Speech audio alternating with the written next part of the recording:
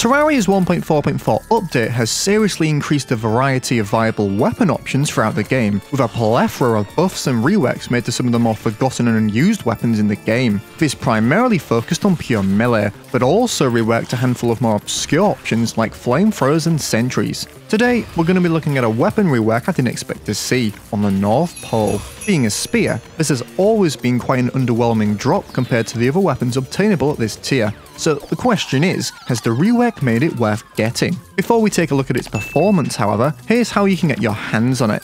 As many of you know, the North Pole is a post-Plethora weapon obtained from the Frost Moon event. To summon it, you'll need to gather 5 ectoplasm dropped from dungeon spirits which have a chance of spawning when killing an enemy, 20 silk which is crafted at a loom using cobwebs, and 5 souls of fright which are dropped from Skeletron Prime. With all of these, combine them together at an anvil to get yourself the Naughty Present summoning item. Keep in mind that you may need to craft a few of these as the Frost Moon is a night limited event. With the Frost Moon underway, you're going to want to progress the waves as fast as possible, as we're on the lookout for Ice Queens. This can be quite tricky in itself, as the first 11 waves needed to complete aren't exactly a walk in the park, and will require a powerful crowd control weapon like the Flare-On to pass quickly. It also seems that the length of the early waves have been increased in the 1.4.4 update. Assuming you can get there, as soon as an Ice Queen spawns, you're going to want to put all your attention on killing her, as she has a low starting chance of only 2.83% of dropping the North Pole. Luckily, like any moon event drops, this rises as you progress through the waves, becoming more and more common.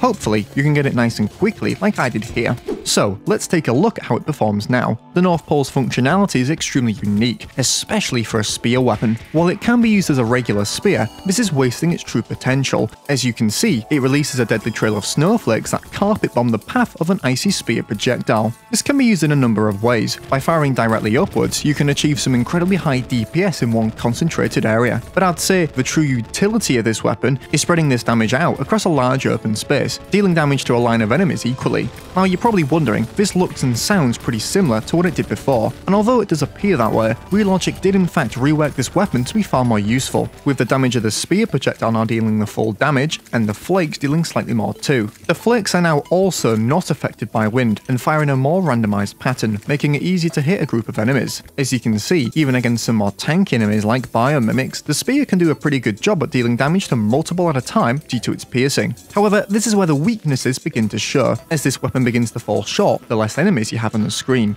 Against Golem, for example, does a pretty average job of taking it down, mainly because of how stationary this boss is. The flake projectiles are mostly able to keep on target and deal passive damage to each section of the boss while you focus on dodging. And while this does work on a boss like Golem, the same cannot be said for the Cultist, which was just a nightmare to fight. Not only is it quite hard to aim, as the icy ball isn't exactly rapid, trying to aim the snowflakes was almost impossible thanks to the Cultist's tiny hitbox. The utter clutter of projectiles on the screen also pretty much guaranteed a failure on the Cultist illusion phase, making the rest of the fight even harder and eventually resulting in my death. If you really want to use this weapon effectively for the stage you get it in the game, you really need to stick to events, and as you need to complete the Frost Moon just to get your hands on it, you only really have the Pumpkin Moon left. And while this does a very good job of it, so does the Flare-On, which can also effectively take out bosses. So I begin to wonder if even with the damage buff, is it actually worth the grind for? What do you think? If you've used the new North Pole, is it worth getting or just missing out?